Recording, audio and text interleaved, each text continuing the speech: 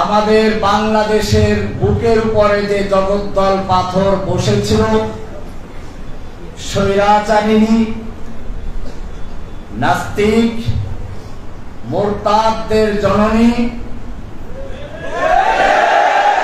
নাস্তিক মুরতাদদের জননী, ইসলামকে ধ্বংস করার পরিকল্পনাকারীদের রূপকার শেখ হাসিনা যখন এদেশের থেকে ইসলামকে চিরতরে নির্মূল করার জন্য চক্রান্ত করছিল, মুসলিমদেরকে বিভক্ত করে ফেরাউনি কায়দায় সে দেশ চালাতে চেয়েছিল। কোরআনে ফেরাউনের চরিত্র সম্পর্কে বলা হয়েছে, ইন্না ফিরাউনা আলা ফিল আরদ। ফেরাউন তার ভূখণ্ডে একক ক্ষমতা কুক্ষিগত করেছিল। ইস্তাদঈফু তাইফাতাম মিনহুম, এক দলকে সে দুর্বল করে রেখেছিল। ওয়াজাআলা আহলাহা শিয়া, এবং সে দেশের অধিবাসীদেরকে, জনগণকে বিভিন্ন দলে বিভক্ত করেছিল। ঠিক একইভাবে এই বাংলাদেশের মুসলিমদেরকে, বাংলাদেশের জনগণকে বিভিন্ন দলে বিভক্ত করে ফেরাউনের মতো রাজত্ব করার জন্য পায়তারা করছিল।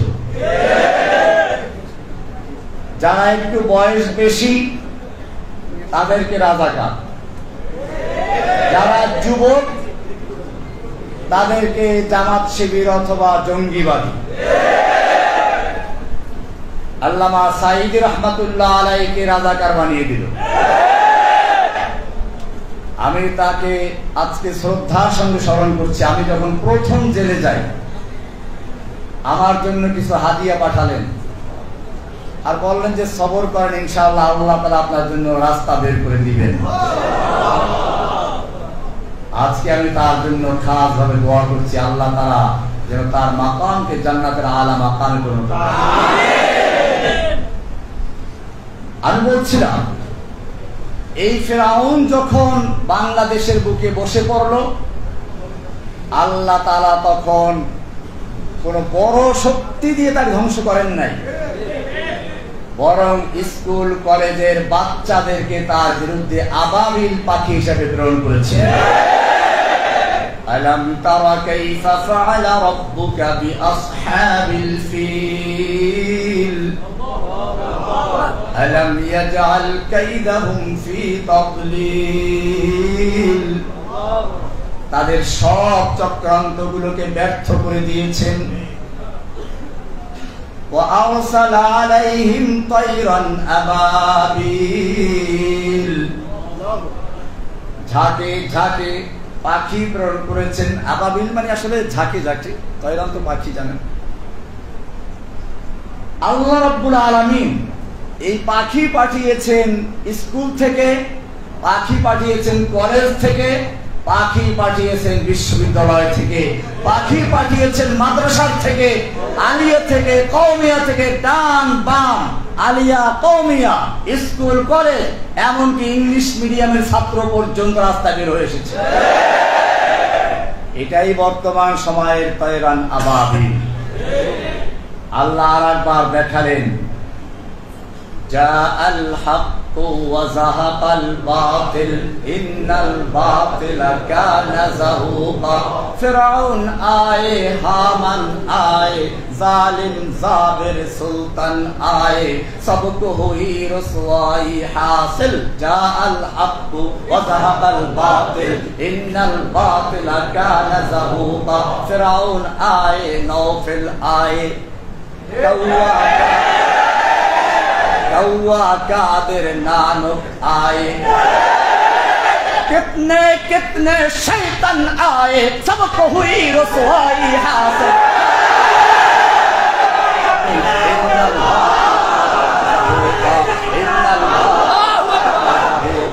इन्नल बातिल काना ज़हूक़ा। ধ্বংস করে দিয়েছে। এটা আল্লাহর নুসরাত।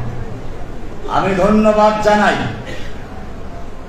আজকের এই প্রজন্মের যুবকদেরকে, স্কুল, কলেজ, মাদ্রাসা, ইউনিভার্সিটি, আলিয়া, কওমিয়া সহ সকল ছাত্র জনতা, ওলামায়ে কেরামদেরকে আমি ধন্যবাদ জানাই যে তারা ঐক্যবদ্ধ হয়ে মাঠে অবতরণ করেছিলেন। আর যখন এভাবে মাঠে নেমে ইস গর্জে সে জো মক্তল মে গয়া ও সুবহ শাম সলামত রহতি है ये जान तो आनी जानी है इस जान की कोई परवाह नहीं कत्ल करना है तो कर ले आशिक़े दिलदार को हम शिकायत जा करेंगे कातिबे तकदीर को। যখন তারা বুক পেতে দিয়েছিল, আমি জেলখানায় বসে যখন দেখলাম আবু সাইদের সেই সম্প্রসারিত হাত আর বুক, আমার মনে পড়ল আমি দেওবন্দের ছাত্র, দারুল উলুম দেওবন্দের 91-90 এর ফারিক। আমি দুইবার দাওরা করেছি, একবার জামিয়া রহমানিয়াতে, দ্বিতীয়বার দেওবন্দে। দারুল উলুম দেওবন্দের উস্তাদ শাইখুল হাদিস শাইখুল ইসলাম হুসাইন আহমদ মাদানী রহমতুল্লাহি আলাইহি ইংরেজদের বিরুদ্ধে আন্দোলন করেছেন। তার জনসভার উপর নিষেধাজ্ঞা জারি করা হলো। দিল্লিতে তিনি বক্তব্য রাখবেন, বলা হলো এখানে বক্তব্য দিলে পরে গুলি করা হবে। মাওলানা মাদানী রহমতুল্লাহি আলাইহি সেই ময়দানে গিয়ে উপস্থিত হলেন। তিনি ঘোষণা করলেন, আমি শুনেছি এই সাদা কুকুরের দল ঘোষণা করে দিয়েছে এখানে কোনো বক্তব্য দেওয়া যাবে না, যদি কেউ বক্তব্য দেওয়ার চেষ্টা করে তাকে গুলি করা হবে। আমি মাদানী হাজির হয়েছি, করো গুলি। এই বলে তিনি তার শেরওয়ানির বুতাম ছিঁড়ে দিয়েছিলেন। একটা লোকের সাহস হয় না তার বুকে গুলি করা। দীর্ঘ 2 ঘন্টা পর্যন্ত বক্তব্য রেখেছিলেন, যার শুরু করেছিলেন এভাবে, সাগামিরো গুরবাজিরো মোশেরা দেবাকুনি সাগামিরো, সাগ আমির ফার্সি শব্দ, সাগ আমিরো গুরবাজিরো, গুরবা উজির, মোশেরা দেবাকুনি। সাগ মানে কুকুর, সাগ আমির, কুকুর হচ্ছে বাদশাহ, গুরবাজির মানে বিড়াল হচ্ছে মন্ত্রী। কুকুর বাদশাহ, বিড়াল মন্ত্রী। এমপি কারা? ইঁদুর। সাগামিরো গুরবাজিরো মোশেরা দেবাকুনি ইচনি আরকানে দৌলত মুলকেরা বেরাকুনি। এই ধরনের যেখানে সংসদ বসে, যে সংসদের প্রধান হচ্ছে, প্রধানমন্ত্রী হচ্ছে কুকুর, মন্ত্রীগুলো হচ্ছে বিড়াল, এমপি গুলো হচ্ছে ইঁদুর, সেই সংসদ থেকে কোনো কল্যাণ আসতে পারে না, সেই সংসদ জাতিকে ধ্বংস করতে পারে। এভাবে তিনি 2 ঘন্টা পর্যন্ত বক্তব্য দিলেন। আবু সাইদের সেই সম্প্রসারিত হাত দেখে আমার সেই কথাই মনে পড়লো, আবার মাদানীর শিষ্যরা ময়দানে অবতীর্ণ হয়েছে। আমি যুবকদেরকে বলছি, আমার এই আওয়াজ সারা দুনিয়ায় ছড়িয়ে দাও।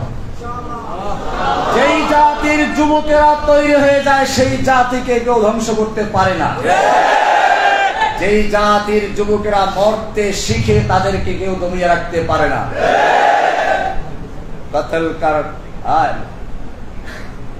কতলে হুসাইন দর হकीकत মুরগে यजीद है, कत्ले हुसैन दर हकीकत मुर्गे यजीद है, इस्लाम जिंदा होता है हर करबला की बात। আবু সাইদ মরে নাই, হাসিনা মরেছে। আবু সাইদরা জীবিত রয়েছে, শহীদ হয়েছে, অমর রয়েছে। হাসিনা দেশ ত্যাগ করেছে। আমি ধন্যবাদ জানাই এই যুবকদেরকে। আল্লাহ সুবহানাহু ওয়া তাআলা যুবকদের ব্যাপারে বলেছেন, আপনারা জানেন ইব্রাহিম আলাইহিস সালাতু ওয়াস সালাম যখন তার জাতিকে তাওহীদের দাওয়াত দিলেন, কোনোভাবেই বুঝাতে পারলেন না। তিনি পরিকল্পনা করলেন এই মূর্তিগুলো ভাঙতে হবে। ঘটনা আপনারা জানেন, যখন লোকেরা মেলার থেকে ফিরে এসে দেখলো মূর্তির হাত নাই, পা নাই, কোনো ঝড় তুফান হলো না, ভূমিকম্প হলো না, বন্যা হলো না, এই মূর্তিগুলোর হাত পা ভেঙে ফেললো কে? এটা নিশ্চয়ই কোনো বড় ধরনের ঘটনা ঘটেছে। নমরুদের কাছে চলে গেল। নমরুদ এসে দেখে জিজ্ঞেস করলো, এখানে কোনো যুবক আছে কি যে যুবক এই মূর্তিগুলো দেখতে পারে না? তখন সকলে উত্তর দিল, ক্বালু সামি'না ফাতান ইয়াযকুরুহুম ইউকালু লাহু ইব্রাহিম। হ্যাঁ, আমরা একজন যুবক সম্পর্কে শুনেছি যে এই মূর্তিগুলোর সমালোচনা করে, যার নাম হচ্ছে ইব্রাহিম। কেন যুবকের প্রসঙ্গ আসলো?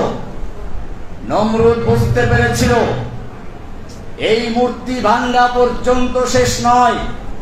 এই মূর্তি ভাঙ্গা হচ্ছে এই সমাজকে পরিবর্তন করে, মূর্তির সমাজকে ভেঙে দিয়ে তাওহীদের সমাজ গড়ার জন্য এক সুপরিকল্পিত পরিকল্পনার অংশের সূচনা হচ্ছে মূর্তি ভাঙ্গা।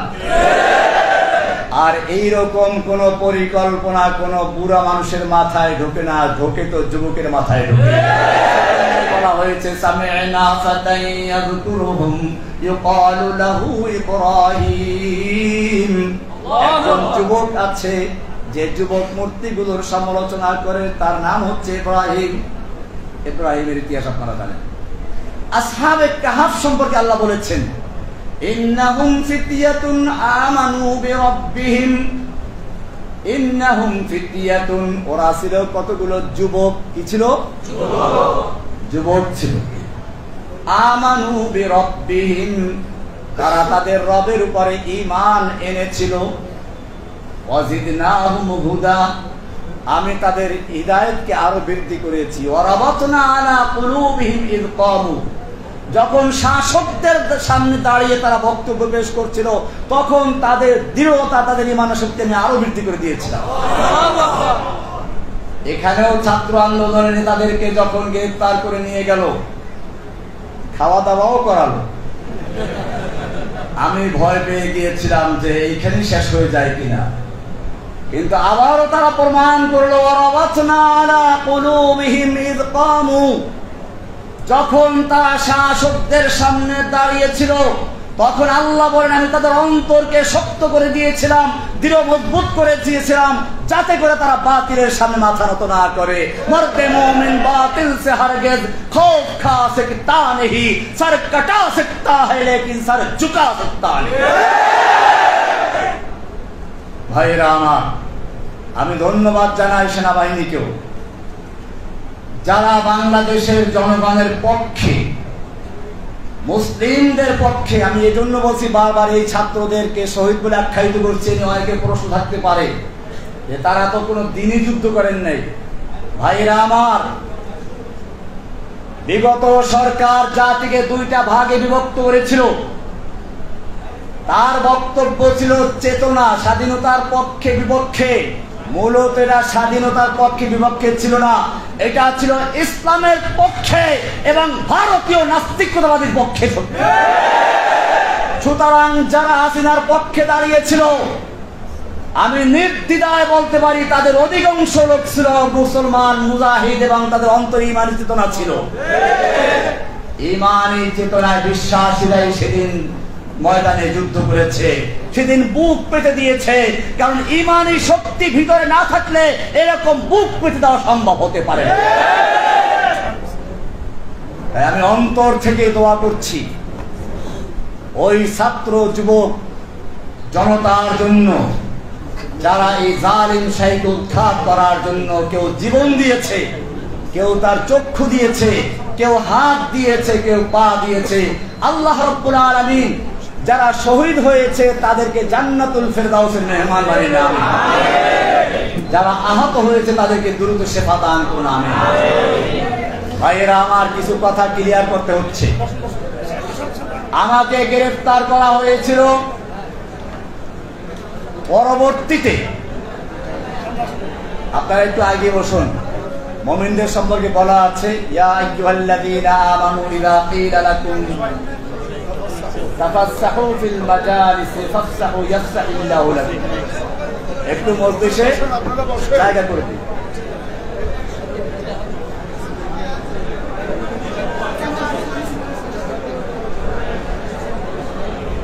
আমরা কথা না বলি। আমাকে গ্রেফতার করা হয়েছিল কেন, আজকে আপনাদের ভালো করে বুঝতে হবে। আমি কোন দলের লিডার ছিলাম না, দলের সদস্য ছিলাম না। সাংবাদিক ভাইদেরকে বলছি, আপনারা বিগত সরকারের পেটুয়া বাহিনী, পুলিশের মিথ্যা বিভ্রান্তকর কথা শুনে হয়তো ভুল করেছেন। আমি আমার পিছনে আপনারা যা করেছেন আজকে এই ময়দানে ঘোষণা করছি, সব ক্ষমা করে দিলাম। এখন আপনাদের ভালো করে বুঝতে হবে, জসিমউদ্দিন রহমানী কোন জঙ্গি অথবা অন্য কোন দলের সদস্য নয়, নেতা নয়, গুরু নয়, আধ্যাত্মিক নেতাও নয়। এমনকি যেই দলের নামে তাকে বলা হচ্ছে আনসারুল্লাহ বাংলা টিমের আধ্যাত্মিক নেতা, গুরু, আবার কি যেন অন্য কি যেন বলে, আনসারুল্লাহ বাংলা টিম নামে বাংলাদেশে কোন দল আছে বলে আমি গ্রেফতারের আগ পর্যন্ত কানেও শুনি নাই। এজন্য আপনাদেরকে প্রমাণ দিচ্ছি, একজন লোক যদি কোনো দল করে আর সে যদি লিখক হয়, অবশ্যই কোনো না কোনো সূত্র ধরে ওই দলের নামটা নিয়ে আসবে। সে যদি খতিব বক্তা হয়, অবশ্যই কোনো না কোনো সূত্র ধরে সেই দলের প্রতি সমর্থন জানাবে, আহ্বান জানাবে। যদি সে ব্যক্তি কোনো উস্তাদ ও শিক্ষক হয়, অবশ্যই তার ছাত্রদের মাঝে সে ওই দলের নাম প্রচার করবে, আহ্বান জানাবে, সমর্থন করবে। সে যদি একজন দায়ী হয়, অবশ্যই সে এটা দাওয়াত দিবে। আমি একজন লিখক, আমি একজন বক্তা, আমি একজন ইমাম ও খতিব, আমি একজন উস্তাদ। আমি আপনাদের সাংবাদিক ভাইদেরকে বলবো, কোন হাসিনার পুলিশের কথায় কান না দিয়ে আমার বইগুলো তন্ন তন্ন করে তালাশ করুন, কোন জায়গায় আনসারুল্লাহ বাংলা টিমের কোন দলের নাম আছে কিনা। আপনারা আমার বক্তব্যগুলো সারা বিশ্বের রেকর্ড ছড়ানো আছে, সব বক্তব্যগুলো শুনুন। আনসারুল্লাহ বাংলা টিম নামে কোন দলের নাম আপনারা যদি প্রমাণ করতে পারেন, আমি বক্তব্য ছেড়ে দিব।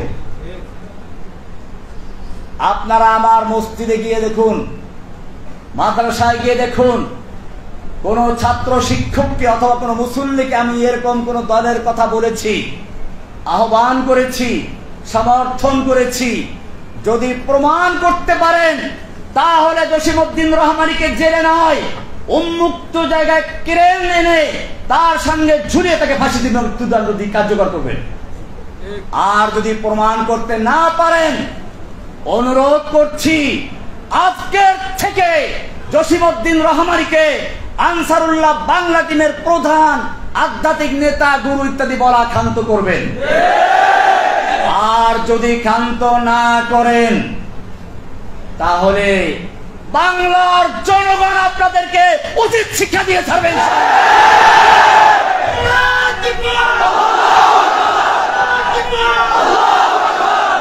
ভাইরা আমার, আজকে বাংলাদেশ থেকে ইসলামকে নির্মূল করার চক্রান্ত করা হয়েছিল। শিক্ষা সিলেবাসের মাধ্যমে স্কুল কলেজের ছাত্রদেরকে বাংলার বাচ্চা বানাবার চক্রান্ত করা হয়েছে। শুধু তাই না, আলেম ওলামাদেরকে কলঙ্কিত করার চেষ্টা করা হয়েছিল। শাইখুল হাদিস, ইবনে শাইখুল হাদিস আল্লামা মামুনুল হক, ছাত্র জীবন থেকে আমার বন্ধু মানুষ, তাকে নিয়ে কি নাটক করেছিল আপনারা জানেন। এমনি ভাবে আমাদের এই কোন বিষয় আছেন মুফতি হারুন জাহার সাহেব, আল্লাহ তাকে জাযা খায় দান করুন, আমিন। আমার অত্যন্ত মহব্বতের মানুষ, সেজন্য আপনি এখানে এসেছেন। ভাইরা আমার, যে কথা বলছিলাম, এই যে ইসলাম ধ্বংসের চক্রান্ত হেফাজতুল উলামায়ে কেরামদের বিরুদ্ধে দুর্নীতি দমনকে আগিয়ে দিয়েছে। আমি জেলখানায় বসে অনেকের থেকে শুনেছি, তখন যারা জেলে ছিল, আমার তো কোনো অ্যাকাউন্টই নেই, তো দুর্নীতি দমন তালাশ করবে কি করে? গুরুবি সাহেবও তাই এরকমই বলছিলেন, কারো অ্যাকাউন্ট নেই। এদের নামে দুর্নীতি দমন কমিশন তল্লাশি করা শুরু করে দিয়েছে। এগুলো দুর্নীতি দমন কমিশন নয়, ইসলাম দমন কমিশন তৈরি করে বাংলাদেশের উলামায়ে কেরামদেরকে কলঙ্কিত করার চক্রান্ত করা হয়েছে। কিন্তু আল্লাহ তো দেখেন, ওরা যত রকমের চক্রান্ত শুরু করেছিল, আল্লাহ তাআলা তাদের সকল চক্রান্তের জালগুলোকে মাকড়সার জালের মতো ছিন্ন ভিন্ন করে দিয়ে উলামায়ে কেরামদেরকে আবার ময়দানে আসার তৌফিক দান করেছে। শুকরিয়া জানাই আলহামদুলিল্লাহিল্লাযী নাজ্জানা মিনাল কওমিজ জালিমিন। ও আল্লাহ, আমরা সকলেই তোমার দরবারে শুকরিয়া আদায় করছি। তুমি যদি এই জালিমের বিরুদ্ধে আমাদের সাহায্য না করতে, তুমি যদি আমাদেরকে মুক্ত না করতে, এই জালেম শাহীর হাত থেকে আমাদেরকে মুক্ত করার কোনো শক্তি ছিল না। মুক্ত করেছেন কে? আল্লাহ সুবহানাহু ওয়া তাআলা। কাজে আমাদের শুকরিয়া আদায় করতে হবে, তাই না? শুকরিয়া কিভাবে আদায় করব? শুকরিয়ার প্রথম ধাপ হচ্ছে এই, আল্লাহ রাব্বুল আলামিন যখন যে নিয়ামত দান করেন, সেই নিয়ামতকে ব্যয় করার জন্য তিনি পদ্ধতিও বয়ান করে দেন। আমাদের এই যে নিয়ামত বিজয়, এটা এসেছে ঐক্যবদ্ধ থাকার কারণে। আমাদের মনে রাখতে হবে, দুশমনরা আমাদেরকে বিভক্ত করে করে পর্যন্ত অনেক আলেমদেরকে ধ্বংস করেছে, শহীদ করে দিয়েছে, অনেক আলেমদেরকে দালাল বানিয়েছে, অনেক আলেমদেরকে কারা নির্যাতন করেছে। আজকে উলামায়ে কেরাম ঐক্যবদ্ধ হয়ে মাঠে নেমেছে, কিন্তু ষড়যন্ত্র শেষ হয় নাই। আপনারা দেখেছেন, এখনো ভারতের পত্রিকা আমার বিরুদ্ধে কত রকম প্রোপাগান্ডা ছড়াচ্ছে। আমি নাকি হিন্দুদেরকে মারতে বলেছি, আমি প্যারোলে মুক্তি পেয়েও বলেছিলাম। আমার বড় বোনের জানাজার জন্য আমাকে 3 ঘন্টার জন্য মুক্ত করা হয়েছিল। হেলিকপ্টার যোগে বরগুনা গিয়ে জানাজায় অংশগ্রহণ করেছিলাম। সেখানে বলেছিলাম, ওই সময় উত্তপ্ত ছিল যে কোনো হিন্দুর বাড়ি যেন আক্রমণ না হয়, কোন মন্দির গির্জা প্যাগোডায় যেন আক্রমণ না হয়, প্রয়োজনে তোমরা পাহারাদারি করবে। যেখানে আমার বলিষ্ঠ বক্তব্য ছিল যে কোন হিন্দুর বাড়িতে বা মন্দিরে কোনো আক্রমণ না হয়, এরপরেও কিছু অন্ধ, কিছু গোমরা পথভ্রষ্ট, সত্যের থেকে যারা দূরে, এরকম কিছু মিডিয়া আমার বিরুদ্ধে প্রোপাগান্ডা এখনো চালাচ্ছে আমি নাকি জঙ্গিবাদী। মনে রাখবেন, আমাকে যারা জঙ্গিবাদী বলে, তারা মূলত আমাকে নয়, কোরআনকে, হাদিসকে এবং স্বয়ং আল্লাহর রাসূলকে জঙ্গিবাদী বলছে। কিন্তু সেটা প্রকাশ করতে পারে না বলেই এই কথা বলছে। আমার অপরাধ কি ছিল? ভালো করে শুনুন। যখন এই দেশের একদল নাস্তিক মুরতাদ বিদেশ যাওয়ার জন্য কোনো ভিসা পায় না, তখন তাদের সহজ উপায় ছিল আল্লাহকে গালিগালাজ করা, রাসূলকে গালিগালাজ করা, রাসূলকে নিয়ে কটূক্তি করা এবং বিভিন্ন মিডিয়ায় সাতা প্রচার করা। আর তখন ওরা, আমাদের মুসলিমরা, ইসলাম প্রিয় লোকেরা, আল্লাহর প্রিয় লোকেরা, রাসূলের প্রিয় লোকেরা স্লোগান দেয়, এটা নিয়ে ওরা দেখায়। এবং তখন বিদেশিরা বলে, হ্যাঁ তোমাকেই তো দরকার, ভিসা দিয়ে দেয়, বিদেশ চলে যায়। যখন বিদেশ যাওয়ার জন্য তাদের একমাত্র মাধ্যম ছিল আল্লাহকে গালি দেওয়া, রাসূলকে গালি দেওয়া, তখন আমি মনে করেছিলাম এই লোকদেরকে স্থায়ী ভিসা দেওয়ার প্রয়োজন আছে।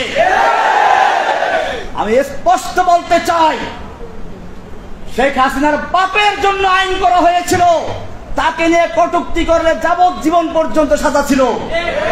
আর আমার নবীকে নিয়ে কটূক্তি করলে তাদেরকে গ্রেফতার, সাজা দূরের কথা, পুরস্কার দিয়ে বিদেশ পাঠিয়ে দিত। তখন আমি একটা আয়াত পেশ করেছিলাম, লা ইল্লাম ইয়ানতাহিল মুনাফিকুনা ওয়াল্লাযীনা ফী কুলুবিহিম মারাদু ওয়াল মুরজিফুনা ফিল মাদিনা। আল্লাহ বলছেন, যদি মুনাফিকরা এবং যাদের অন্তরে নিফাকের রোগ আছে তারা, ইসলাম বিদ্বেষীরা, ইসলাম বিদ্বেষের মুনাফিক আগেই বলেছে, তাহলে এটা কোন রোগ? এই রোগ হচ্ছে ইসলামের বিদ্বেষের রোগ, ইসলামের বিরোধিতার রোগ। ওয়াল্লাযীনা ফী কুলুবিহিম মারাদ ওয়াল মুরজিফুনা ফিল মাদিনা, এবং যারা শহরে গুজব ছড়ায় আল্লাহর নবীকে নিয়ে, আল্লাহ নবীর স্ত্রীদেরকে নিয়ে, কন্যাদেরকে নিয়ে গুজব রটনা করে। আল্লাহ কি বলছেন শুনুন, লা ইল্লাম ইয়ানতাহি, যদি তারা তাদের এই কাজ থেকে বিরত না থাকে, লানুগরিয়ান্নাকা বিহিম, হে নবী আমি আপনাকে তাদের বিরুদ্ধে খেপিয়ে দিব, উত্তেজিত করে দিব, আপনাকে উস্কানি দিব। কে বলছেন? আল্লাহ নাকি রহমানি? উস্কানি দিচ্ছেন কে? লানুগরিয়ান্নাকা বিহিম সুম্মা লা ইউজাবিরুনাকা ইল্লা কালিলা, অতঃপর তারা আপনার প্রতিবেশী হয়ে আপনার দেশে আর থাকতে পারবে না, একেবারে বিদেশ পাঠাই দেওয়া হবে। সুম্মা লা ইউজাবিরুনাকা ইল্লা কালিলা, অল্প কিছু থাকতে পারবে। মালউনিন, যে কয়দিন থাকবে সে কয়দিনও থাকবে তার অভিশপ্ত হয়ে। এরপরে কি বলছেন শুনুন, কান খুলে শুনুন, চোখ দিয়ে দেখুন, অন্তর দিয়ে বুঝুন। সাংবাদিক ভাইদেরকে বলছি, যদি মুসলিম হয়ে থাকো, মুসলিম ঘরের সন্তান হয়ে থাকো, কোরআন বিশ্বাস করো। কোরআন এরপরে কি বলছে শুনো, রহমানি বলে নাই, সূরা আহজাব 33 নম্বর সূরা 61 নম্বর আয়াত, 60 নম্বর আয়াত, 61 নম্বর আয়াত। আল্লাহ বলছেন, যদি তারা বিরত না থাকে, আইনামা সুকিফু, মারুফ না মাজহুল? মাজহুল কাকে বলে? মা লাম ইউসাম্মা ফাইলুহু, যার ফাইল উল্লেখ থাকে না, অর্থাৎ যে কেউ করবে। পরিষ্কার দেখুন কোরআনে আল্লাহর বর্ণনার ভঙ্গিমা দেখুন, তরজ তরিকা দেখুন। আস-সারিকু ওয়াস-সারিকাতু ফাকতাউ আইদিয়াহুমা, চোর চুরনি যদি চুরি করে তাদের হাত কেটে দাও, মারুফের সিগা। কারণ এটা রাষ্ট্র করবে। কে করবে? রাষ্ট্র। এটা ব্যক্তিগত বিষয় না, চুরি করলে আপনি হাত কাটতে পারবেন না। আবার শুনুন, আয-যানিয়াতু ওয়াজ-যানি ফাজলিদু কুল্লা ওয়াহিদিন মিনহুমা, জিনাকারিনী আর জিনাকারী এদের প্রত্যেককে 100 দোররা মারো। তোমরা মারো মানে রাষ্ট্র, মারুফের সিগা। এই ধারায় এখানে কি হওয়া উচিত ছিল? মারুফের সিগা হওয়া দরকার ছিল, কিন্তু এখানে মারুফ আসে না, কি এসেছে? প্যাসিভ এসেছে, অ্যাক্টিভ নয়। কি বলা হচ্ছে? আইনামা সুকিফু, ওদেরকে যেথায় পাওয়া যাবে, সংসদে পাওয়া যাক, রাস্তায় পাওয়া যাক, পত্রিকা অফিসে পাওয়া যাক, অথবা কোনো নেতা নেত্রীর বাসায় পাওয়া যাক, এমনকি যদি তাদেরকে সেনাবাহিনীর ক্যাম্পেও পাওয়া যায়, আইনামা সুকিফু, ওদেরকে যেখানেই পাওয়া যাবে, উখিযু, পাকড়াও করা হবে না, আখাযু। উখিযু মারুফ না মাজহুল? অ্যাক্টিভ না প্যাসিভ? কেন বলা হলো? এইটা করার জন্য রাষ্ট্র লাগবে না, যে পাবে সেই কাজটা করতে পারবে। আইনামা সুকিফু, ওদেরকে যেখানেই পাও তোমরা, পাওয়া যাবে, উখিযু, ওদেরকে পাকড়াও করা হবে। বলে তারপরে কি করা হবে? জেলে দেওয়া হবে। কি না জেল না ওদের জন্য? ওয়াকুতিলু তাকতিলা, ওদেরকে কেটে টুকরো টুকরো করে ফেলো। কে বলেছেন? ওয়াকুতিলু তাকতিলা। এরপরে কি বলেন শুনুন, সুন্নাতাল্লাহ, এটাই হচ্ছে আল্লাহর সুন্নাত, এটাই হচ্ছে আল্লাহর রীতি। সুন্নাতাল্লাহিল্লাযীনা ক্বাদ খালাউ মিন ক্বাবলিকুম, তোমাদের পূর্বে যারা অতিবাহিত হয়েছে তাদের জন্য এই রীতি আল্লাহর ছিল, ওয়ালান তাজিদা লিসুন্নাতিল্লাহি তাবদীলা। কিয়ামত পর্যন্ত আল্লাহর এই রীতিতে, আল্লাহর এই নীতিতে তুমি কোনো তাবদীল পাবে না, পরিবর্তন পাবে না। 33 নম্বর সূরা 60 এবং 61 নম্বর আয়াত শুধুমাত্র রেডি করলাম। আয়াতটা কার? আল্লাহ। কোরআন কি জিনিস?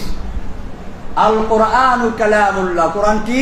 আল্লাহর কালাম। কোরআন কোনো মাখলুক নয়, আল্লাহর কালাম। সুতরাং আল্লাহ নিজে বলছেন, আমি শুধুমাত্র এই আয়াতটা রেডি করেছিলাম, তারপরও পরিষ্কার আমি কোনো দল গঠন করি নাই, আমি কাউকে মারতেও বলি নাই, আমি আয়াতটা শুনিয়ে দিয়েছি, এর উপরে বই লিখেছি। আমার নামে মামলা হলো বলগার রাজীব হায়দার হত্যা মামলা। এই মামলাটা দ্রুত বিচারে নিয়ে আসা হলো। সাংবাদিক ভাইদের উদ্দেশ্যে বলছি, ভালো করে শুনুন। ওই মামলার রায় হয়েছিল 2015 সালের 31শে ডিসেম্বর। ডিসেম্বর মাসে জজ কোর্ট বন্ধ থাকে, কিন্তু আমাদের ওই কোর্ট খোলা ছিল। সারা দিন ব্যাপী কোর্ট চলতো, সন্ধ্যার সময় কোর্ট চলেছে। এরপরে রায় দেওয়া হলো। ওই রায়ের 285 রায়ের কপির 285 নম্বর পৃষ্ঠায় স্পষ্ট লেখা আছে, এই মামলার আসামি তখন ওই যে শাহবাগের আন্দোলনকে কেন্দ্র করে আমাদেরকে শিবির বলা হয়েছিল, জামাত বলা হয়েছিল। দেখে এগুলো পায় না, পরে আনসারুল্লাহ বানানো হলো। ওইখানে লেখা আছে রায়ের কপিতে, এই আসামিগণ এমন কি দিয়ে লিখেছে আমার কথা, জসিমউদ্দিন রহমানীকে যদিও শিবির অথবা আনসারুল্লাহ বাংলা টিমের আধ্যাত্মিক নেতা, গুরু ইত্যাদি বলা হয়েছে, কিন্তু এটা রাষ্ট্রপক্ষ প্রমাণ করতে সম্পূর্ণ ব্যর্থ হয়েছে। জজ কোর্ট থেকে কপিটা বের করুন, সাংবাদিকদেরকে বলছি, বের করে দেখুন সেখানে কি লেখা আছে। আদালতের রায়ের মাধ্যমে স্পষ্ট হয়েছে রহমানী কোন দলের সাথে সম্পৃক্ত নয়। সুতরাং আপনারা যদি এর পরেও আমাকে এইভাবে লেখেন, আদালত অবমাননার জন্য আপনারা দায়ী থাকবেন এবং সেজন্য আইনের ব্যবস্থা নেওয়া হতে পারে। কাজেই এই বিষয়গুলো স্পষ্ট করতে হবে। আল্লাহ এবং আল্লাহর রসুলকে নিয়ে যদি কোনো ব্যক্তি কটূক্তি করে, অবমাননা করে, আল্লাহর কোরআনের বিরুদ্ধে কথা বলে, মনে রাখবেন এই বাংলার জমিনে তাদের থাকার কোনো ইচ্ছা নাই। তাদের ইচ্ছা হলো বিদেশ যাওয়ার, বিদেশ যাওয়ার জন্য তারা এগুলো করে। কাজী আমি বলছি না বাংলাদেশের তৌহিদি জনতা জেগেছে, ওদেরকে একবার চিরস্থায়ী বিদেশ পাঠিয়ে দেবে। ভাইয়েরা আমার, আজকে আমাদের মনে রাখতে হবে, এই জাগরণকে ধরে রাখতে হবে। এরপরে যদি কোনো চক্রান্ত শুরু হয়, আজকে যেভাবে ওলামায়ে কেরাম, তলাবায়ে ইলম, স্কুলের ছাত্র, মাদ্রাসার ছাত্র, তাওহীদি জনতা একাত্র হয়ে ময়দানে নেমেছিল, ঠিক এই ঐক্যবদ্ধতাকে ধরে রাখতে হবে। কিয়ামত পর্যন্ত যদি আমরা এরকম থাকি, তাহলে ইসলামকে কেউ ধ্বংস করতে পারবে না ইনশাআল্লাহ। আমাদের সেজন্য প্রথম কাজ হচ্ছে ঐক্যবদ্ধ থাকা। 2 নম্বর কাজ হচ্ছে এই চেতনাকে, হাসিনা যেমন একটা চেতনা তৈরি করেছিল, আমাদেরও চেতনা তৈরি করতে হবে। আমি মূলত আসলে কোন দলের সদস্য ছিলেন, এই বাস্তব। আমার কি কাজ ছিল, আমি যখন দেখলাম গণজাগরণ মঞ্চ তৈরি করলো এবং তারা সারা বাংলাদেশে একটা জাগরণ তৈরি করার চেষ্টা করলো, যদিও তাদের স্লোগান ছিল রাজাকার বিরোধী, কিন্তু এই রাজাকার বিরোধিতার আড়ালে ছিল ইসলাম বিরোধিতা, ইসলামের বিরুদ্ধে চেতনা তৈরি করা। তখন আমার ইচ্ছা ছিল বাংলাদেশে ওই গণজাগরণকারীদের বিরুদ্ধে একটা তাওহীদের জাগরণ তৈরি করা। এই জাগরণ নিয়ে মাঠে নেমেছিলাম এবং আলহামদুলিল্লাহ আজকে দেখতে পাচ্ছি, আমি যদিও সে সময় শুরু করেছিলাম, আজকে বাংলাদেশের যে প্রান্তে যাই, এখনো যাওয়ার সুযোগ হয় না, শুধু কয়েকটা মসজিদের চিকিৎসার জন্য গেছি, নামাজ পড়ার জন্য। যে মসজিদেই যাই কোনো ঘোষণা নাই, কিচ্ছু নাই, দেখেই বলে যে আরে রহমান সাহেব আসছে। মানে হচ্ছে যেই জাগরণের স্বপ্ন দেখেছিলাম 2013 সালে, আল্লাহ রাব্বুল আলামিন আমাকে জেলে রেখে সেই জাগরণকে বাংলার ঘরে ঘরে পৌঁছে দিয়েছে।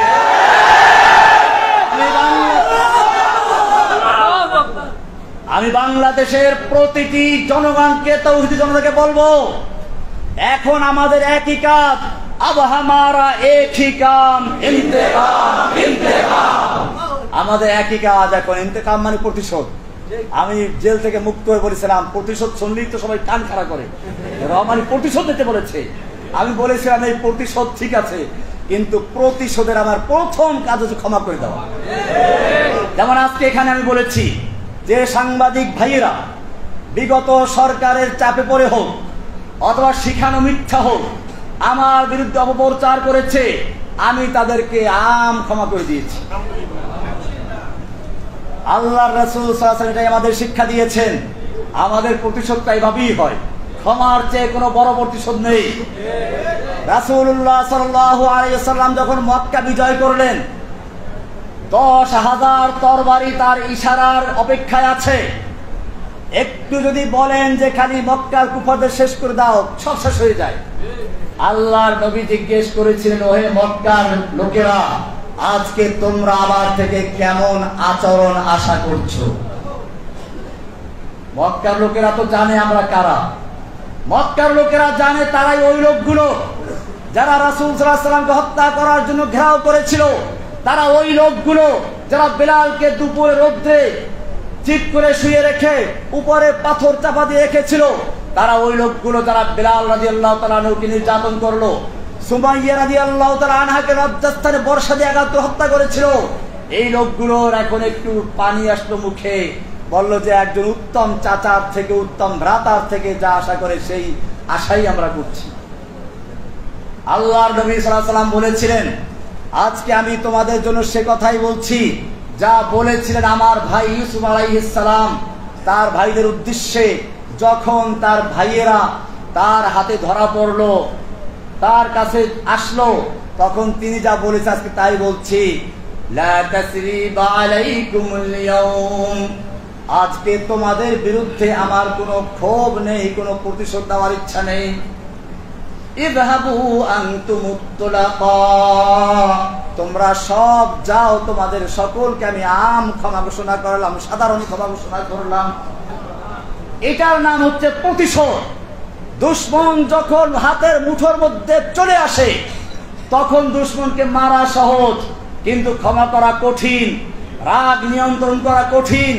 আমাদের প্রিয় নবী, আমাদের রাসূল সাল্লাল্লাহু আলাইহি ওয়াসাল্লাম শিক্ষা দেন নাই অসহায় মানুষকে হত্যা করার জন্য। তিনি বললেন দুশমন যখন হাতের মুঠোর মধ্যে চলে আসে তাদের ক্ষমা করে দেওয়া সবচেয়ে বড় কাজ। কিন্তু এই ক্ষমা সকলের জন্য প্রযোজ্য নয়। যাদের অন্যায় সীমা অতিক্রম করেছে তাদের বেলায় ক্ষমা প্রযোজ্য নয়। আল্লাহর নবী সাল্লাল্লাহু আলাইহি ওয়াসাল্লাম সেই মক্কা বিজয়ের মহান ক্ষমার দিবসে 13-14 জন বা আরো কিছু কম বেশি লোককে মাফ করলেন না, তাদেরকে ক্ষমার বাইরে রাখলেন। অবশ্য তাদের অনেকেই পরে ইসলাম কবুল করেছে। এর মধ্যে একজন ছিল ইবনে খাতাল, যার অপরাধ ছিল ইসলাম কবুল করে মদিনায় গিয়েছিল। পরে সে আসলে ছিল মুনাফিক। মক্কায় চলে আসলো, দুটো দাসী কিনে আল্লাহ নবীর বিরুদ্ধে সমালোচনামূলক গান গাওয়াতো, নর্তকী, কনসার্ট করত। আল্লাহর নবী সাল্লাল্লাহু আলাইহি ওয়াসাল্লাম এই ইবনে খাতাল সম্পর্কে বললেন যে তাকে ক্ষমা করা হবে না। আল্লাহ নবী এখনো লোহার টুপিটা খোলেন নাই, মাথায় এখনো লোহার অস্ত্রটা, লোহার সেই হেলমেট বা লোহার পোশাকটা আছে। এর মধ্যে একজন এসে বলল, ইয়া রাসূলুল্লাহ, ইন্না ইবনা খাতাল মুতাআল্লিকুন বিআস্তারিল কাবা। ওই যে ইবনে খাতাল যাকে ক্ষমা করা হয় না, সে তো কাবার গিরাফ ধরে আছে। আর কাবা সম্পর্কে কোরআনে বলা আছে, ওমান দাখালাহু কানা আমিনা। শুধু কাবা নয়, কাবার যে হেরেমের সীমানা, হারামের সীমানা, এই সীমানার মধ্যে যে প্রবেশ করবে সেই নিরাপদ থাকবে। এই তো কাবার গিরাফ ধরে আছে, একে কি করব? আল্লাহর নবী সাল্লাল্লাহু আলাইহি ওয়াসাল্লাম বললেন, এই ইবনে খাতাল কাবার হারামের ভিতরে নয়, তওয়াফের জায়গায় নয়, কাবার গিলাফ ধরে ঝুলে থাকলে তাকে ওখানে হত্যা করে দাও। এভাবে আজকেও যারা জেনে বুঝে ইচ্ছা করে আমাদের সেই কচি কচি ছাত্রদের বুকে গুলি চালিয়েছে, যারা নিরস্ত্র আবু সাঈদের বুকে গুলি চালিয়েছে তাদের যদি ক্ষমা করা হয় তাহলে ইতিহাস আমাদের ক্ষমা করবে না। যারা এরকম নেচে নেচে গুলি করেছে, নিরস্ত্র যুবকদের ছাত্রদের বুকে গুলি করেছে, অসহায় মানুষদের বুকে গুলি করেছে, তাদের জন্য কোনো ক্ষমা করা হবে না। তাদের প্রাপ্য শাস্তি তাদেরকে পেতেই হবে।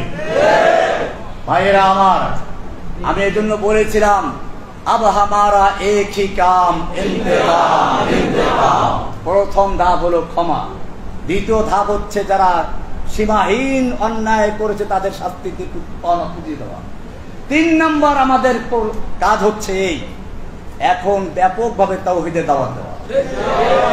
যতদিন পর্যন্ত কোরআন এবং সুন্নাহর দাওয়াত পৌঁছে না যাবে, যেই মানুষেরা এদেশের মুসলিমরা কোরআনকে ভালোবাসে, রাসূলকে ভালোবাসে, তারা বুঝেছে সালাত ফরজ, এজন্য তারা মসজিদ তৈরি করে, মাদ্রাসা তৈরি করে, ইমামের বেতন দেয়, রমজান মাসে তারাবির পয়সা দেয়, হাফেজকে খাওয়ায়, কারণ তারা বুঝতে পেরেছে এগুলো দ্বীনি কাজ। এই লোকগুলো যদি বুঝে সালাত যেমন ফরজ, সিয়াম যেমন ফরজ, ঠিক তেমনি ভাবে আল্লাহর জমিনে আল্লাহর দ্বীন কায়েম করাও ফরজ, তাহলে এই লোকগুলো দ্বীন কায়েমের জন্য জীবন দিবে। সেজন্য আমাদের এখন আরেকটি কাজ হচ্ছে এই, মানুষের মাঝে চেতনা তৈরি করে দেওয়া। আল্লাহর জমিনে আল্লাহর দ্বীন কায়েম করার জন্য আল্লাহ তাআলা নির্দেশ করেছেন আন আকিমুদ্দীন। সব নবীদের প্রতি একই নির্দেশ ছিল, আমাদের প্রতি একই নির্দেশ। আমাদের নবীর প্রতি বিশেষ নির্দেশ হলো ওয়াল্লাযী আরসালা রাসূলাহু বিল হুদা ওয়া দীনিল হক লিইয়ুযহিরাহু আলাদ দীনি কুল্লিহি। আল্লাহ তাআলা তার রাসূলকে পাঠিয়েছেন হেদায়েত এবং দ্বীনে হক দিয়ে, যাতে করে এই দ্বীনে হককে অন্য সকল দ্বীনে বাতিলের উপরে বিজয়ী করা যায়। সেই দিনে বাতিলগুলো কি কি আপনারা আমার অন্যদের কাছে জেনে নেবেন। আজকে আমাদের কাজ হচ্ছে বাংলাদেশের প্রতিটি ঘরে ঘরে, প্রতিটি ছাত্র যুবক বৃদ্ধ সকলের, নারী পুরুষ সকলের অন্তরের ভিতরে তাওহীদের চেতনা তৈরি করে দেওয়া। তাওহীদের চেতনা যদি তৈরি হয়ে যায় তাহলে কবি বলেন সব গুরিজা হোগি আখির, सब गुरीजा होगी आखिर जलवाए खुर्शीद से, ई चमन मामूर होगा नगमाए तौहीद से। পূর্ণিমার চাঁদের দ্বারা যেভাবে রাতের আধার পালিয়ে যায়, ঠিক তেমনি ভাবে তাওহীদের স্লোগানে এদেশ থেকে সকল নাস্তিক মুরতাদদের অন্ধকার পালিয়ে যাবে ইনশাআল্লাহ। ভাইরা আমার, সেজন্য ব্যাপকভাবে আমরা তাওহীদের দাওয়াত প্রচার করি। এই জন্য আমি, আমাদের হারুন এজাহার ভাই আছেন, গুণবী সাহেব আছেন, আমরা সারা বাংলাদেশে যেতে প্রস্তুত আছি। কোনো ভেদাভেদ স্কুলে, মাদ্রাসা, কলেজে, ইউনিভার্সিটি, যেখানে আপনাদের আহ্বান করবেন আমরা ইনশাআল্লাহ ছুটে যাব, শুধুমাত্র একটা কাজের জন্য, পয়সার বিনিময়ে না। দ্বীনের দাওয়াত দেবেন ইনশাআল্লাহ, প্রয়োজনে নিজেদের পয়সা খরচ করে। কিন্তু শর্ত একটাই, আল্লাহর জমিনে আল্লাহর দ্বীন কায়েমের জন্য আমাদের কাজ করতে হবে। আমাদের আর কোনো ভেদাভেদ থাকবে না, সমালোচনা থাকবে না। আমাকে অনেকভাবে কালারিং করার চেষ্টা করা হয়েছে, আমি স্পষ্ট বলতে চাই। আমি যখন প্রথম তাওহীদের দাওয়াত দেই, হ্যাঁ, আমাদের কওমি উলামাদের দেওবন্দের মধ্যে কিছু বেদাত যে নাই তা না, আমি স্পষ্টই বলি এটা। আমি সেগুলো তুলে ধরি, তাই বলে আমাকে আহলে হাদিস বলা দেওয়া হলো। আমি কি আহলে হাদিস? আমার ছাত্র জীবন কেটেছে লালবাগ মাদ্রাসায়। কোথায়? লালবাগ। কোন জামিয়া কোরআনী আরাবিয়া কোন আহলে হাদিস মাদ্রাসা? জামিয়া রহমানিয়ার সাথে আমার স্মৃতি জড়িত। রহমানি আমার নামের অংশ। এটা কোন আহলে হাদিস মাদ্রাসা? দারুল উলুম দেওবন্দ আহলে হাদিসদের আসা নাকি? দেওবন্দ মাদ্রাসা আহলে হাদিস মাদ্রাসা নাকি? দেওবন্দের ছাত্র আমি। এদেশে বহু ছাত্র আছে যারা আমার ছাত্র, অথবা আমার যারা সমকালীন ওই সময় যারা দেওবন্দের ছাত্র, তারা জানে আলহামদুলিল্লাহ আমি কেমন ছিলাম। আলহামদুলিল্লাহ দেওবন্দের ছাত্র আছেন আমাদের হারুন সাহেবের শ্বশুর, আলহামদুলিল্লাহ মুফতি সাহেব, হ্যাঁ সাইফুল ইসলাম, উনিও কোটি আমাদের মোহতামিম সাহেব। আল্লাহু আকবার। আমার তো আসলে আজকে দেখেন, আমি নামাজ পড়তে গিয়ে বয়ান করতে আমার এমনি তো দুর্বল আছি, তারপর জেল থেকে অনেক দিন পর কথাবার্তা বলি নাই, এলোমেলো হয়ে যাচ্ছিল। আর সবচেয়ে বড় কথা হচ্ছে এইরকম বুজুর্গদের সামনে, বিশেষ করে আমার সেই দেওবন্দের আকাবের আমার এখানে বসা আছে। আল্লাহু আকবার। দেওবন্দ মাদ্রাসার জন্মই হয়েছিল আন্দোলন করার জন্য। আপনারা জানেন ডক্টর টমসন একজন ইংরেজ ঐতিহাসিক, তিনি লিখেছেন যে ইংরেজরা ওলামায়ে কেরামদেরকে এমন হত্যা করেছিল, দিল্লির চাঁদনি চক থেকে খয়বর পর্যন্ত এমন কোন গাছ ছিল না যেই গাছের প্রত্যেকটা ডালে ডালে একজন আলেমকে ফাঁসি দিয়ে ঝুলানো দেওয়া হয়েছিল। ওলামায়ে কেরামদেরকে মালটার দিবে দিবান্তর করা হয়েছিল, কিন্তু তারপরেও তারা ওই যে আগে কবিতা বললাম ওরকম তারা সিনা টান করে ময়দানে এসেছিলেন। আজকে ভারতবর্ষে বাংলাদেশ, পাকিস্তান, ইন্ডিয়া, আফগানিস্তান যেখানেই বলেন ইসলামের যতটুকু আলো দেখা যায় সেটা ওই দেওবন্দের ছাত্রদের দ্বারাই হয়েছে। সুতরাং वाकिफ तो है इस राज से ये दार रसन भी, वाकिफ तो है इस राज से ये दार रसन भी, हर दौर में तकमील वफा हमसे हुई है, हर दौर में तकमील वफा हमसे हुई है। যুগে যুগে যখনই বাতিল এসেছে ওলামায়ে দেওবন্দ, ওলামায়ে হক্কানি, ওলামায়ে রব্বানি তারা ময়দানে ঝাঁপিয়ে পড়েছে। বাতিল এসেছিল, গণজাগরণ মঞ্চের নাম ধরে হক নেমেছিল, ওলামায়ে দেওবন্দ নেমেছিল শাপলা ছাত্র আন্দোলনের মাধ্যমে। বাতিল এসেছিল নরেন্দ্র মোদীর রূপ ধরে, হক এসেছিল কওমি মাদ্রাসা ওলামায়ে কেরামদের নেতৃত্বে ব্রাহ্মণবাড়িয়া থেকে, হাটাজারির থেকে কওমি মাদ্রাসার সুরত ধারণ করে। সুতরাং বাতিল যখনই এসেছে ওলামায়ে হক্কানি, ওলামায়ে রব্বানি, ওলামায়ে দেওবন্দ বাজারে ঝাঁপিয়ে পড়েছে। আমি তো তাদেরই একজন সন্তান। আল্লামা আজিজুল হক রহমতুল্লাহি আলাইহি বাংলাদেশের প্রসিদ্ধ শাইখুল হাদিস। শাইখুল হাদিস তো আমরা অনেকেই আছি, কিন্তু এক কথায় শাইখুল হাদিস বললে কাকে বোঝায়? আল মুতলাকু ইযা উতলিকা, তারপর কি ইরাদু বিহি আল ফারদুল কামিল। মান হুয়া আল ফারদুল কামিল? যদি শুধু বলা হয় শাইখুল হাদিস তার কাকে বোঝায়? তিনি দুনিয়া থেকে চলে গেছেন, কত বছর হয়ে গেছে, এখন পর্যন্ত কি আছে তার নাম জীবিত আছে। আল্লামা শাইখুল হাদিস রহমাতুল্লাহ আলাইহিকে দেখতাম যখনই কোনো এরকম অনিসলামিক কোনো কার্যকলাপ শুরু হয়ে গেছে তিনি বলতেন আবু বকর রাদিয়াল্লাহু সেই মহান উক্তি, আয়ান কুসুদ্দিন ওয়া আনা হাই, দ্বীনের সামান্য ক্ষতি হবে আর আমি জীবিত থাকবো, এটা হতে পারে। তিনি ময়দানে ঝাঁপিয়ে পড়েছেন, তিনি বারবার জেলে গিয়েছেন, নির্যাতিত হয়েছেন। আমি তো তার ছাত্র, আল্লামা আজিজুল হক সাহেবের ছাত্র, মুফতি আমিনুর ছাত্র, আমি লালবাগের ছাত্র। আমি অনেক হয়তো এটা জানে না, আমি জানে রহমানিয়া ছাত্র, আমি লালবাগের ছাত্র। লালবাগ থেকে শুরু, পরে রহমানিয়া থেকে শেষ, দাওরা শেষ করে তারপরে দেওবন্দে গেছি। ভাইয়েরা আমার, তাহলে কেন আমাকে কালারিং করা হলো? আমি আপনাদের সামনে স্পষ্ট বলি, আমার বক্তব্যের কিছু ভাষা করা হয়ে যেত, যুবক ছিলাম তো তখন, আমি পুরো হয়ে গেছি। এই ভাষার কারণে হয়তো ওলামায়ে কেরাম আমার কথা একটু কষ্ট পেয়েছেন। আমি আজকের এই লালখান বাজার মাদ্রাসা থেকে বলছি, আমার কথায় যদি কেউ কষ্ট পেয়ে থাকেন, বিশেষ করে আমার কওমি অঙ্গ ওলামায়ে কেরামরা, আমি তাদের কাছে করজোড় ক্ষমা চাচ্ছি। আমি আপনাদের সন্তান, আমি আপনাদের বাচ্চা। খেতে যে নামে তার পায়ে কাদা লাগে, আমি খেতে নেমেছিলাম, কাদা লেগেছিল কিছু, সেই কাদাগুলো ধুয়ে মুছে পরিষ্কার করে আপনাদের খেদমতে এসেছি। ইনশাআল্লাহ বাকি জীবনটুকু যেন ওলামায়ে দেওবন্দ, ওলামায়ে হক্কানি, ওলামায়ে রব্বানি তাদের সাথে থেকে ইসলামের বিজয় দেখে যেতে পারি, সেই জন্য আপনাকে দোয়া কামনা করছি। এখন আমার একই কাজ, লিইউযহিরাহু আলাদ দ্বীনে, সকল দিনে বাতিলের উপরে দিনে হককে বিজয়ী করার জন্য বাংলাদেশের প্রান্তে প্রান্তে ছুটে যাওয়ার ইচ্ছা আছে ইনশাআল্লাহ। ইনশাআল্লাহ এই শাইখুল হাদিসরাও ইনশাআল্লাহ আমাদের সাথে থাকবেন।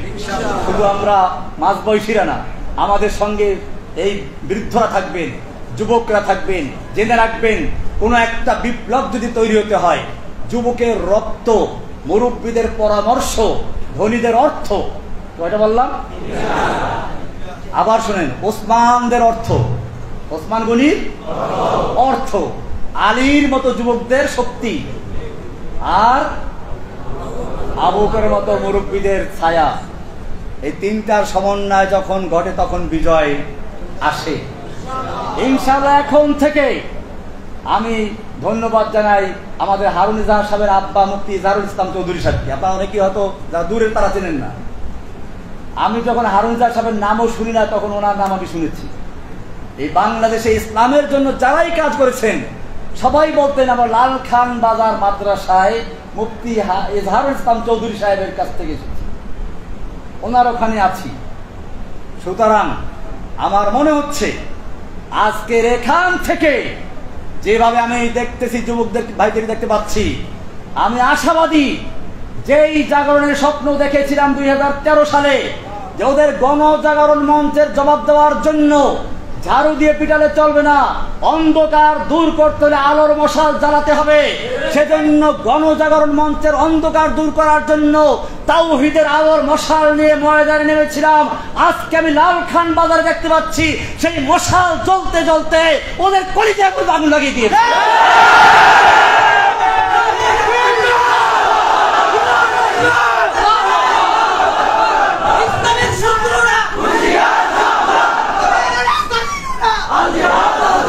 সুতরাং যখন আমাকে আহলে হাদিস বলে প্রচার করা হলো, তা দিয়ে কাজ হলো না। এরপরে ধরল সবচেয়ে বড় অস্ত্র জঙ্গি। এই জঙ্গি শুধু আমাকে নয়, যেই কোন ইসলামের জাগরণ তৈরি করার মতো কোন প্রোগ্রাম নিয়ে মাঠে এসে তাকে জঙ্গি বলা হয়েছে। সুতরাং আমাদের পিছনে এখনো লাগা আছে। এখন থেকে যদি আমাকে বা অন্য কাউকে, যে কোনো আলেমকে যদি কোনো তকমা দেওয়া হয়, যদি কোনো রকম অপবাদ দেওয়া হয়, সেটা হোক মামুনুল হক, হোক হারুন ইজাহার, হোক জসিমুদ্দিন রহমানী, হোক গুনবী, হোক আলী হাসান উসামা, হোক রফিকুল ইসলাম মাদানী, এরকম আরো যাদের নাম না জানা আছে, আপনারা প্রত্যেকটা আলেমের পক্ষে ঢাল হয়ে ইনশাআল্লাহ তাদেরকে বাঁচাবার রক্ষা করবেন। আপনারা সেই ঢাল, আপনারা সেই যুবক যারা রাসূল সাল্লাল্লাহু আলাইহি সাল্লামকে উহুদের ময়দানে তিনি একা হয়ে পড়েছেন, তীর তরবারির আঘাত আসছে, সাহাবায়ে কেরাম নিজেদের বুকটাকে ঢাল স্বরূপ কেটে দিয়েছেন। আমি চাই বাংলাদেশের ছাত্র জনতা যারা পুলিশের গুলির সামনে নিজের বুক পেতে দিয়েছ, আবারও যদি কোনো আলেমের উপর আক্রমণ আসে, কোন আলেমকে জেলে ঢুকাবার চক্রান্ত করা হয়, তোমাদের সে বুকের তাজা রক্তের মাঠে অবতরণ করতে হবে। अब हमारा एक ही काम ভাইরা আমার, এই ময়দানে যদি অবতরণ হন, জেনে রাখবেন তারা মরে না, মরে না। ওই জন্য বলছিলাম কতলে হুসাইন দর হাকিকত মরগে यजीद है, ইসলাম জিন্দা होता है हर करबला के बाद। সুতরাং কোন বাতিলের রক্তচক্ষুকে ভয় না পেয়ে আমাকে দুইবার ক্রস ফায়ার দেওয়ার জন্য নেওয়া হয়েছে। আমি জেলখানাগুলিতে আর বলতে চাচ্ছি না, ওটা আমার মধ্যে আল্লাহর মধ্যে থাকবে। কিন্তু আমার সবচেয়ে বাধা লেগেছিল, আপনাদের শোনা দরকার এটা। আমাকে বলা হয়, রহমানী সাহেব কথা তো অনেক বলেছেন, অনেক শক্তি দেখিয়েছেন, আল্লাহ আপনাকে দেখে না, আল্লাহ ব্যস্ত আছে। কোরআনে বলা, শোনেন কি বলে, শোনেন নাউযুবিল্লাহ, পরে বলেন, শোনেন কি বলে। তারা বলতে চায় কোরআনে আছে ওই যে ইয়াসআলুহু মান ফিস সামাওয়াতি ওয়াল আরদি কুল্লু ইয়াউমিন হুয়া ফি শান, কয় যে আল্লাহ তো এখন ব্যস্ত আছে। শান মানে তারা ব্যস্ত বুঝাইছে, যে আল্লাহ তো এখন ব্যস্ত আছে। সানাফুরুগু লাকুম আইয়ুহাস সাকালান, আল্লাহ আমাদেরকে ছেড়ে দিয়েছেন ধরবো, তো যখন ধরবে তখন বুঝবে। এখন তো আমরা আপনাকে ধরছি, এখন আমরা যা করি আল্লাহ আমাদের ধরবে না।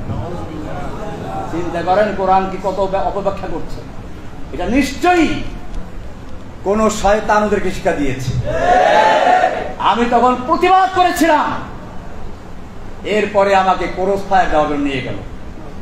আমি আপনাদেরকে বলছি, আমাকে যখন ক্রস ফায়ার দেওয়ার জন্য নিয়ে যাওয়া হলো, চোখ বাঁধা, হাতে হ্যান্ডকাপ লাগানো, আমার মনে হচ্ছিল আমি এই এখনই, পাখি যেমন উড়াল দেওয়ার আগে হালকা হয়ে যায়, বিমান যেমন আকাশে উড়ে হালকা হয়ে যায়, এখনই উড়বে, ঠিক তেমনি ভাবে আমি আল্লাহর কাছে এক্ষুনি চলে যাবো। যাওয়ার জন্য উদ্গ্রীব ছিলাম, কেন করে না গুলি, দেরি সহ্য হচ্ছে না, এমন একটা আশা নিয়ে অপেক্ষা করছিলাম। আমি মনে করি তখন যদি আমাকে গুলি করা হতো, হয়তো আমার মাঝে আর আল্লাহর সাথে সাক্ষাতের মাঝে শুধুমাত্র গুলিটাই ব্যবধান থাকে। কাজে ভয় পাওয়ার কোনো কারণ নেই,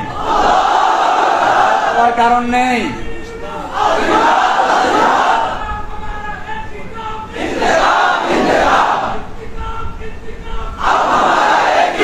ভাইয়েরা আমার, আমি কথা লম্বা হয়ে যাচ্ছে, আরো অনেকগুলো কথা বিষয় ছিল। আর কোন জরুরি বিষয় আছে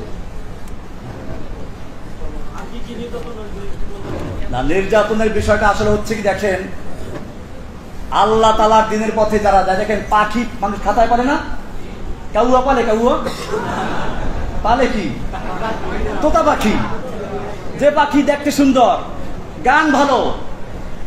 আমি ওই যে মুফতি হারুন সাহেবকে কিছু কবিতা লিখে পাঠাইছিলাম, আসলে কবিতাগুলো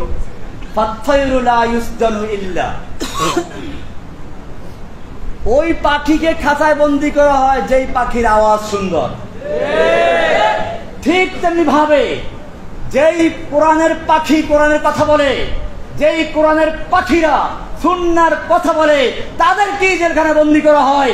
যারা কোরআন সুন্নাহর কথা না বলে কোন শাসকের পাঁচটা গোলামি করে, তাদের জেলে যাওয়ার মতো সৌভাগ্য হয় না। অনেকে মনে করে জেলখানা নাকি যায় কারো বদদোয়ার কারণে। আমি নাকি কোন বুজুর্গকে তিরস্কার করার কারণে বদদোয়া করে জেলে গেছি। কোরআনে আছেন, নবীদেরকে এই কথাই বলা হতো, ইল্লা তারাকা বাদু আলিহাতিনা, আমাদের কোন দেবদেবী তোকে কি করছে, বদদোয়া দিয়েছে, তাই সে জেলে গেছে। আমি আপনাদের জিজ্ঞেস করতে চাই, ইউসুফ আলাইহিস সালাম জেলে গিয়েছিলেন কার বদদোয়ায়? আমাদের রাসূল সাল্লাল্লাহু আলাইহি ওয়াসাল্লামকে 3 বছর পর্যন্ত এই কারাগারের মতো না, এই কারাগারে খাওন দেয়, পানি দেয়। আমাদের নবীকে যে কারাগারে আটকে রাখা হয়েছিল, সেখানে খাবার ছিল না, পানি ছিল না, উত্তপ্ত মরুভূমির বালু ছিল, পাহাড় ছিল। 3 বছর পর্যন্ত সে আবি তালেবে, শুধু আমাদের নবীকে নয়, নবীর পুরো বংশকে সেখানে বন্দী করে রাখা হয়েছিল। কারো বদদোয়ায়? ইমাম আবু হানিফা রাহমাতুল্লাহ আলাইহিকে কারাবন্দী করা হয়েছিল। এক রিওয়ায়াতে বলা হয় যে উনি জেলখানাতেই মারা গেছেন, আর কেউ আসছে না মুক্ত করা হয়েছিল, কিন্তু গৃহবন্দী অবস্থা মারা গেছেন। যে অবস্থায় বন্দী অবস্থা মারা গেছেন, তিনি কার বদদোয়া করেছিলেন? ইমাম আহমদ বিন হাম্বল রাহমাতুল্লাহ আলাইহিকে কারারুদ্ধ করা হয়েছিল, নির্যাতন করা হয়েছিল। ইমাম ইবনে তাইমিয়ার লাশ কারাগার থেকে উঠেছিল। এই সবাই কি কোনো বুজুর্গকে তিরস্কার করে বদদোয়ার খপ্পরে পড়েছিলেন? বরং পরিষ্কার শুনুন, ওই যে বললাম জেলখানায় যেতেও ভাগ্য লাগে, জেলখানা সবার জন্য নয়। কাউয়া কোনদিন কেউ পালে না, পালে ময়ূর, পালে তোতা পাখি, যার হয়তো রূপ আছে অথবা কি আছে, গুণ আছে। যার কোনোটাই নাই, তাকে কেউ খাঁচায় বন্দি করে খামাকা খাওয়ান দেয় না। ঠিক তেমনি ভাবে যেই পাখির গলায়, যে আলেমের গলায় কোরআনের আওয়াজ থাকে না, যেই আলেমের গলায় ইকামতে দ্বীনের কথা থাকে না, যেই আলেমের গলায় নাস্তিক মুরতাদদের বিরুদ্ধে কথা থাকে না, যে আলেমদের গলায় আল্লাহর জমিনে আল্লাহর দ্বীনকে বিজয়ী করার স্বপ্ন থাকে না, সেই আলেমদেরকে জেলখানায় নেওয়ার কোনো প্রয়োজন হয় না। সুতরাং পরিষ্কার হয়ে গেল, জেলখানায় যাওয়াটা একটা সৌভাগ্যের ব্যাপার। আপনারা একটু দেখেন না, এখন চোখ ভুলে যায় জেলখানায় কারা গেছিল বাংলাদেশে। অতীত ইতিহাস দরকার নাই। আর তবে আমাদের আকাবেরদের অনেকেই আছেন যাদেরকে জেলে নেয় নাই ওরা, কারণ ওরা জানে এখানে ভিন্ন ব্যাপার আছে। এই মুরব্বীদেরকে জেলে নিলে, রহমানিকে নিলে তো তারা দেখতে পাচ্ছে তেমন কিছু হয় নাই।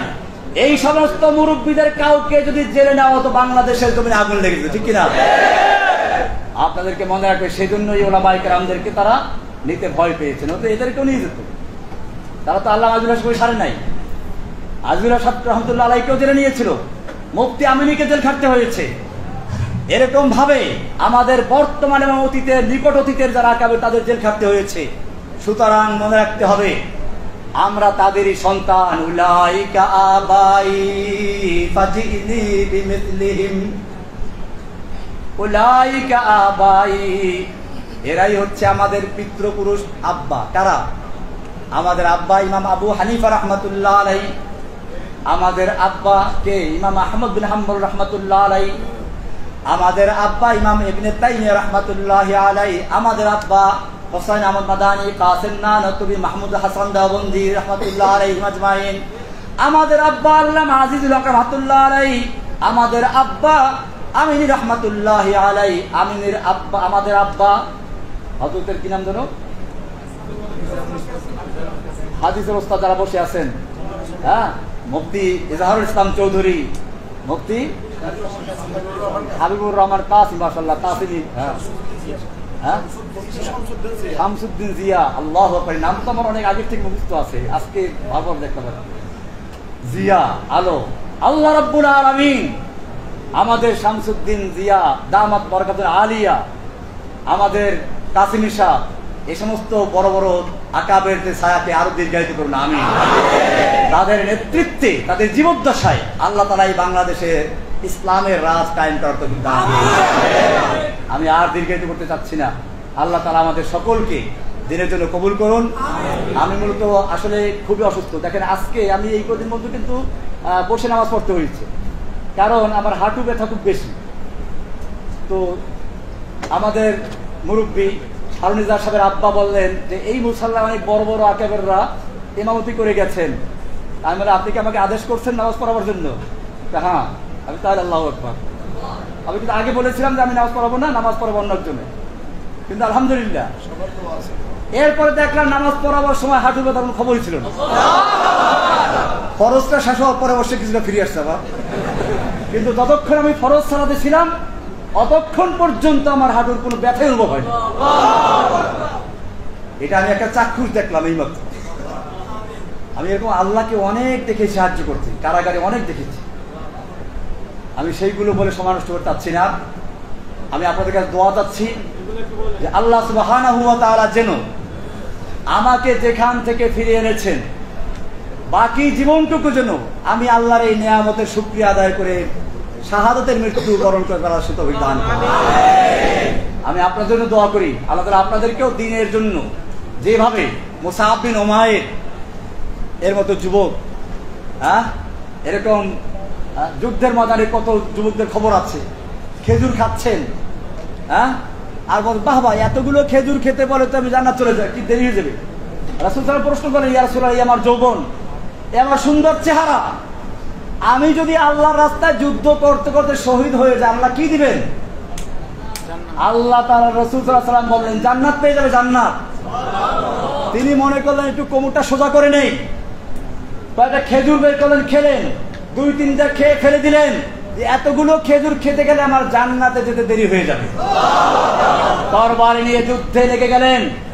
পূর্ণিমার চাঁদ যেরকম কালো মেঘের ভিতরে ঢুকে গায়েব হয়ে যায়, ঠিক তেমনি ভাবে এই আলোক উজ্জ্বল তরুণ যুবক তরবারি হাতে নিয়ে হাসি মুখে এগুচ্ছে, কাফেরদের ভিড়ে ভিড়ে ঢুকে গেছে। সাহাবায়ে কেরাম বলেন, যুবক কোথায় যাচ্ছ? তুমি তো কাফেরদের ভিড়ে ঢুকে গেছো, ফিরে আসো। তিনি বলছেন না, আমাকে যেতে দাও। তার ঠোঁটে রক্ত, মাথায় রক্ত, রক্ত ঝরছে, ঠোঁটে হাসি আছে, আমাকে যেতে দাও। আমি উহুদ পাহাড়ের দিক থেকে জান্নাতের সুগন্ধি পাচ্ছি। যুদ্ধ করতে করতে